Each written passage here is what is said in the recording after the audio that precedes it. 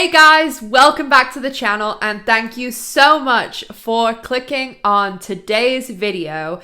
I'm here, I'm queer, I'm in my vintage L-Word t-shirt, my first ever one, and it's actually from season 2 of the L-Word, and we are here to discuss season 2 of the L-Word Generation Q.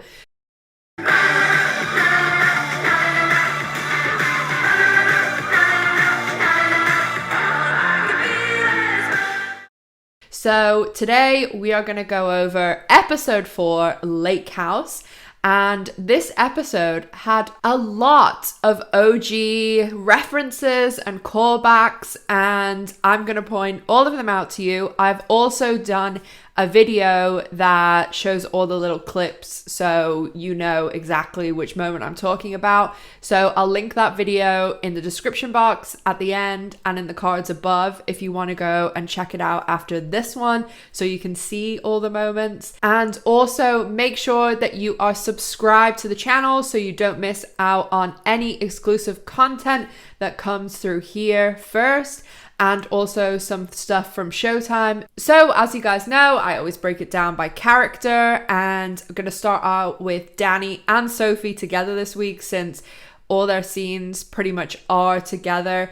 And Danny has the opening, which was the result of the cliffhanger last week with episode 3. So we start off at Danny's dad's house in the exact same place we left last episode. Rodolfo Nunez, you are under arrest for criminal conspiracy and fraud. Dad, right to remain silent. Anything you say, Dad. And that is Danny and Gigi coming back from hanging out, and there's cops everywhere. We see Danny's dad being led away. He's obviously arrested, cops around him, and put in the back of a police car. Everything's gonna be okay. Huh? Call my lawyer. No. Call my lawyer. Excuse me, could you tell us what's going on? Hi, could you tell us what's going on right now? No, I can't right now. I actually need you to just... They did leave it quite ambiguous last week, and I know there was some people who were suspecting that he'd come to some sort of harm, but we see him like alive and maybe not well, but he just asks Danny, please ring my lawyer, and we're definitely led to believe that he has landed himself in big trouble. They don't arrest big public profile people like this without pretty solid evidence, so definitely don't really get any clear answers here through the rest of the episode. Danny kind of avoids finding out what happened and answering questions and being asked questions and all this stuff because she hides out at, I mean, we're led to believe it's a lake house, but I didn't see no damn lake. And also, where they say they are, there isn't really lakes there. So maybe it was just a convenient title. But Danny is definitely avoiding, and everybody is worrying and can't find her. Micah asks Sophie to go track her down, and Sophie does. She drives up, and then throughout the rest of the episode, we basically see a series of terrible decisions by the both of them.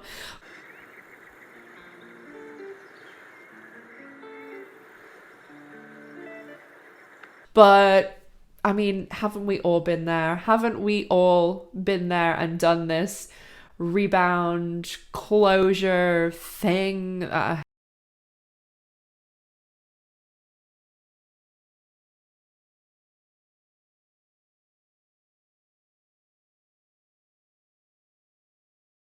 Saying no, but I think now that will be at least in I think Danny now will kind of be like, okay, officially that chapter is done.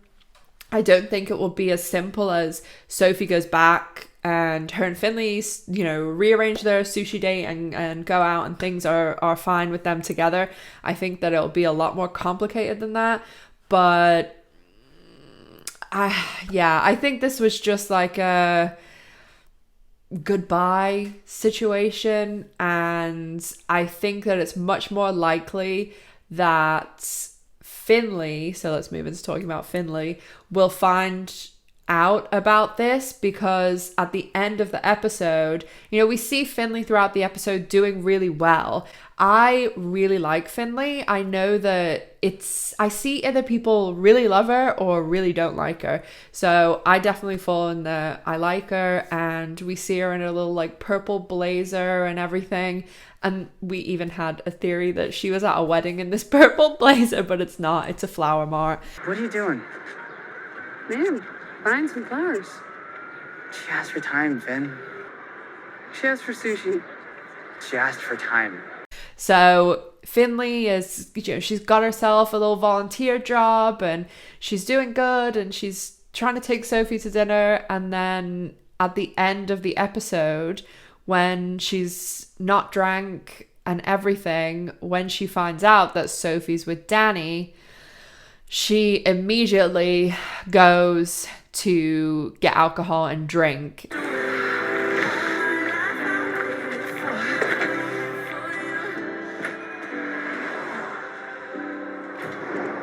And I think we will definitely see some ramifications from this, be it now that she's done that again, like she's drank.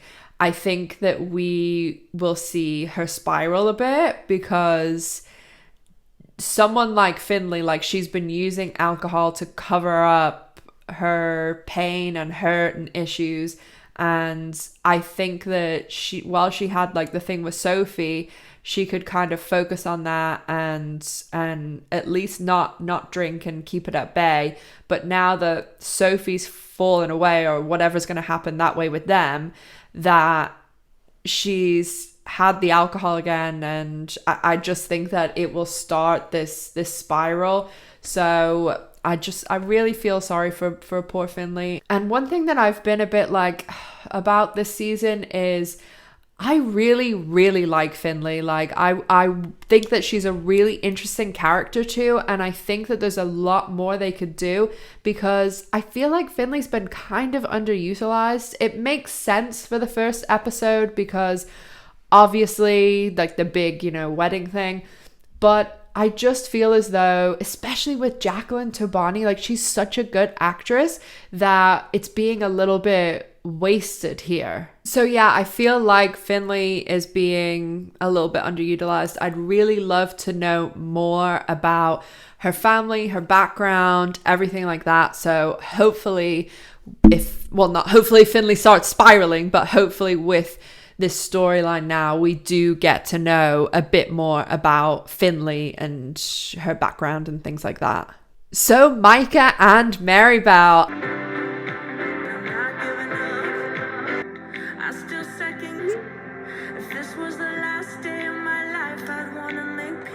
I am all for them being paired off together. I've said this, I think, every episode so far, but I just love Maribel's like sense of humor. She has really, really impeccable comedian timing. Jillian Mercado is great in these scenes.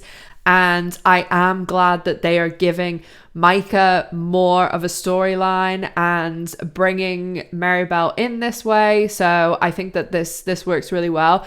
And I'm really looking forward to next week and seeing Micah dealing with the Porter Kennard family drama session. And yeah, it's a whirlwind. So I can't wait for you guys to see that. On to our OGs, and Shane in this episode. Clearly, her and Tess are going down multiple paths that are absolute disasters. Tess and Shane, they're really, really going to get in trouble with what they're doing.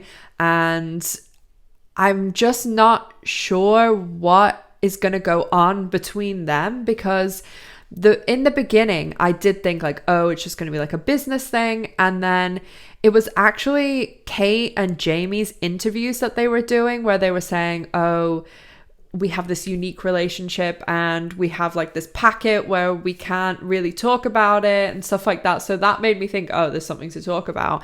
So we see Shane obviously kiss Tess in this episode, and Tess is like, whoa.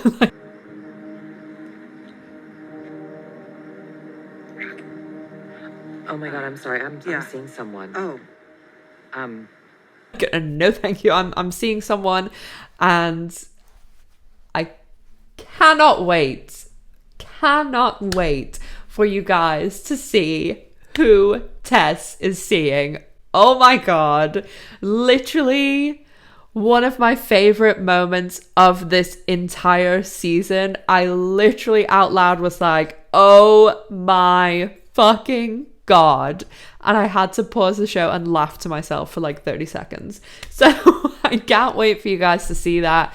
And Shane with poker, this is just bad news bears, because at the end of the previous episode, when they have all that money and they're counting it and they've taken the rake, once you cross that line, like everything you touch is ruined. If you want to know more about the poker stuff specifically, I do have a video, I'll link it in the cards above, that I did on the poker scene in episode 2. And I just really wonder like what angle they're gonna go with. Like, is Shane gonna get sucked into kind of like the gambling world? Because we're led to believe in the beginning that she's super wealthy and that Kiara's taken like half of her money, but I do have a hard time buying this, which I've said before, because Shane was shown to have like mega money, and to lose half of it, like if you have mega money, losing half of it shouldn't be a big deal. So I don't know whether Shane is not being open about what she's actually doing, and she's really like, we don't know, she could be gambling online and playing poker and losing like thousands. And I just think once they took that rake, like it's gonna mean trouble for them.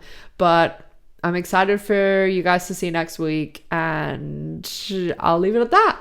One thing I really did love with Shane this week was the Angie and Shane scene, and I just loved thinking like Angie's gone to Shane to like have this chat with.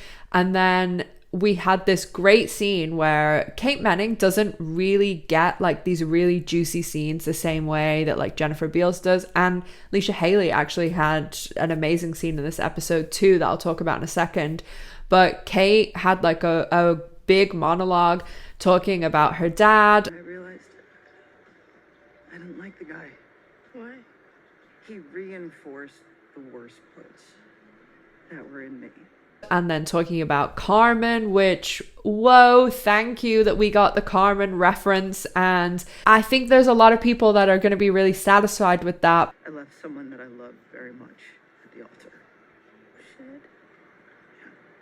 Sometimes I think I would have been a lot better off had I never met the guy. Because Carmen was pretty much ignored on the rest of the show and the original show. So it was nice to have that like Carmen validation.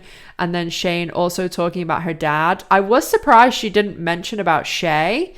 So it would have been nice even to just like throw a few little lines in there, or even explain like, oh, but I got to meet Shay or something like that. So I wonder what's going on there, and maybe they'll mention him in a future episode.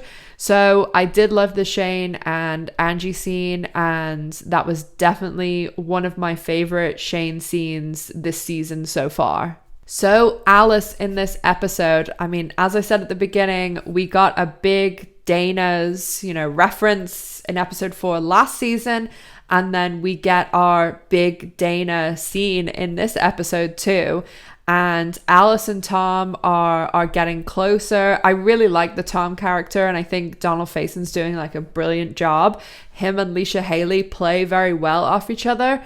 And Leisha Haley is another person who, she's a lot of the comedy on the show and like drama and things. So she doesn't necessarily always get these big like juicy scenes, but when she does, she always kills it. Like in the episode where Dana passes away and everyone knows everyone's scarred by the Sunshine song, and Leisha is fantastic in that, and she is brilliant here too. Very, very authentic, and just, I thought it was brilliant. Every choice that she made was the right one, and I really, really enjoyed all of the Tom and Alice like scenes, but especially the Dana's one this week. Chapter we haven't circled back on was the Dana one. I gave it to you. It's light. You could dig deeper. I'm happy with it the way Yeah? it is, yeah.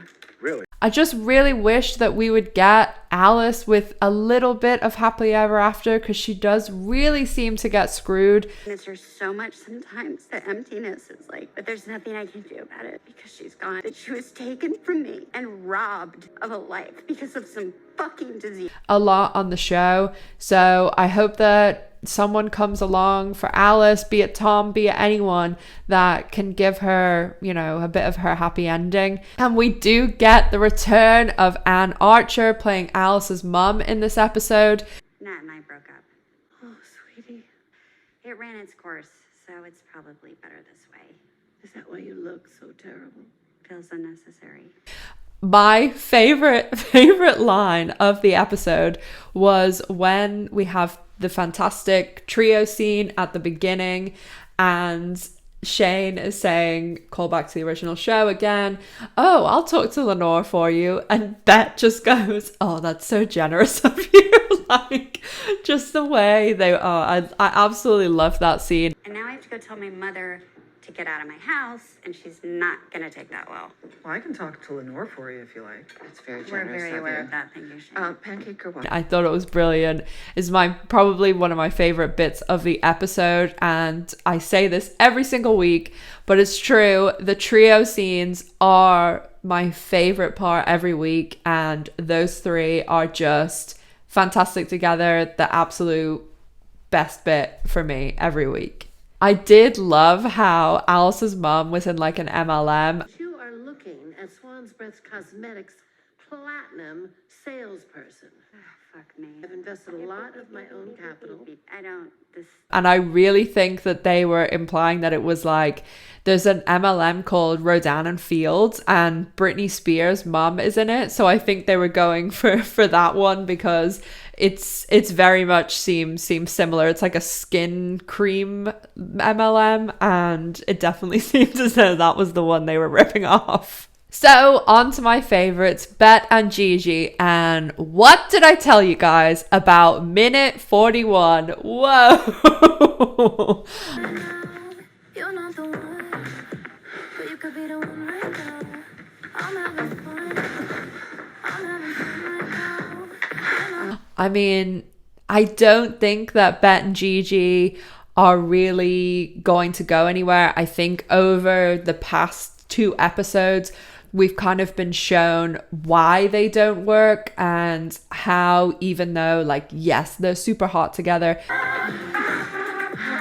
and probably on paper they should work, but it's just not there. I think for Bette, who, when they were at the art show, I think Bette was like, when Gigi goes to get wine and you see Bette kind of like pause and like close her eyes for a fraction of a second, I think that was Bette basically being like, oh, I wish she was Tina, kind of thing. And I think she really likes certain qualities about Gigi, like she's a strong person and can hold her own against Bette, and she's fun and she's intelligent, she's got a good job, and like, yes, she's super hot. So I think that Bette is like trying to force it to work, and I think now that scene is very, very evident that Bette's going to go down this path that she went down with Jodie when Tina and Bette had started the affair. And it reminded me of that scene where Bette like very aggressively tops Jodie. And I think that now we're going to see Bette behave the way to Gigi that she did to Jodie, where it was kind of like she was like annoyed by Jodie's presence.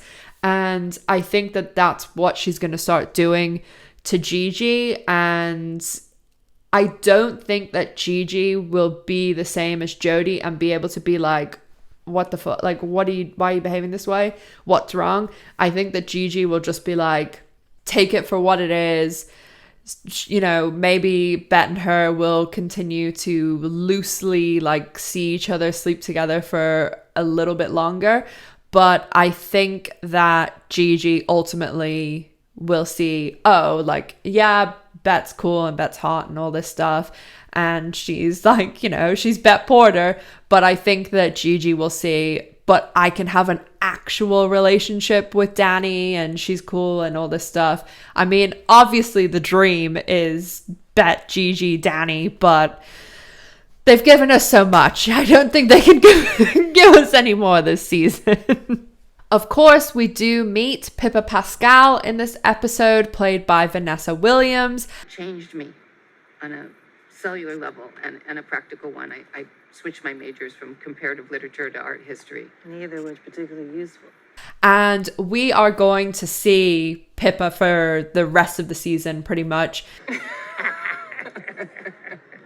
It's nice talking to someone as smart as you. Likewise. And we do see Bette, sponsored by Tesla, showing up. And we get a lot of Bette talking about Yale and the CAC. And your work should be back in spaces that would give it the platform that it deserves. Places like the CAC, where people can be reminded of how much you have. So again, if you want to see all the OG moments in this episode, I've compiled like a list of them all, and then I've put the clips in as well so that you know exactly which point I'm talking about, and I'll link it in the cards above and in the description box below. You know you're beautiful, of course. How could you not know? So I think it's okay to mention it. You are the most beautiful woman I have ever seen. The one thing that I found really interesting when they were at dinner, and I don't know whether I'm thinking too much into this, or it's just something that I'm not culturally or something I'm not aware of myself. But when they were at dinner and the whole time they're having that conversation about, Pippa was saying like, oh, Isaac's a racist and all that stuff. And it was like a chain on the table. I'm not sure whether it was like a necklace, or at one stage I was like, is that a pocket watch? His gallery, his beliefs. All right. At his best, he's a work in progress. He's a piece of shit. That too. And it was kind of, if this is Pippa and this is Bette, the chain was like going across, and they were both at times like touching it and fidgeting with it. And I stopped so many times. I'll put a picture on the screen so you guys can see, but it kept going back, and they were like linked by the chain and both touching it at the same time. And at one stage when Pippa's getting up to leave, you hear the chain being picked up and it's gone, but I don't see it in her hand. She hasn't put it around her neck or anything. So I wasn't sure what it was. And then in the next scene, the aforementioned minute 41, when Bette's with Gigi, she very aggressively I honestly, the first time I saw that scene, I had to pause the episode. I was like, I was like embarrassed in my own house. Not the one, but you're the one now. You're not the one. I was embarrassed to my cat. But also, I mean, it was super hot, I'm not gonna lie. Anyway, I keep talking about this scene, but when Bette when Bette shoves Gigi, But you could be the one right now. I'm having fun. she very, very aggressively tears off her, she has a ring on her middle finger, I'm having fun right now. and slams it on the kitchen countertop. So I mean, again, maybe I'm thinking way too much into this, but I was thinking is this some sort of symbolism that when she was with Pippa, she's so carefully touching the jewelry and being really gentle, and then with Gigi it was very aggressive. And I could honestly, if anybody knows, or if this is, I am wasting minutes talking about this and it's nothing, please let me know in the comments if you know what it was or anything like that. I mean, maybe if I find out what was going on, maybe I'll send some of my contacts at the show a message. Maybe check in the comment section, because if somebody tells me later, I'll put it as a pinned comment down below. The one moment at dinner that I did think was a little bit odd, and when she said it, I was like, ooh, this is not going to go down well with the viewers, is where Bette says to Pippa, "You're the most beautiful woman I've ever seen."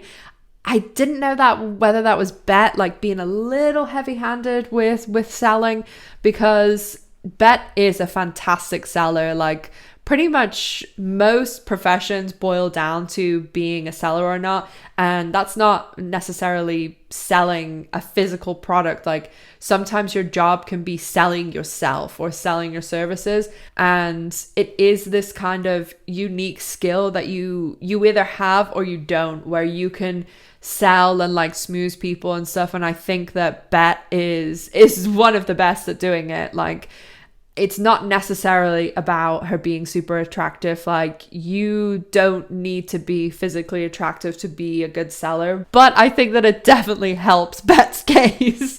And I'm sure next couple of episodes, we're going to see Pippa change her mind in some way. And that was episode 4, Lake House. So if you guys enjoyed the episode, make sure to leave a big thumbs up. Make sure that you're a subscriber with the bell notification turned on so that you can find out anytime I post a new video or I go live.